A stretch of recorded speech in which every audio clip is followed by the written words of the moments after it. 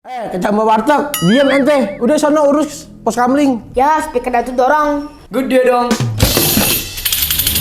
Hujan gerimis aja. Habis mandi hujan aku meriang. Bang Betran jangan menangis aja.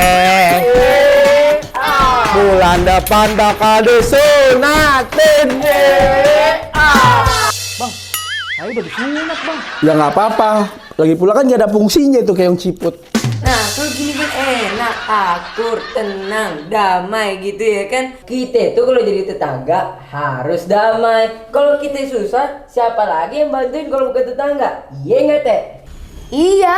Kereta api rangkaian dari gerbong. Cakep. Tadi penumpang haruslah sopan. Cakep. Janganlah pernah kita sombong karena harta itu cuma titipan.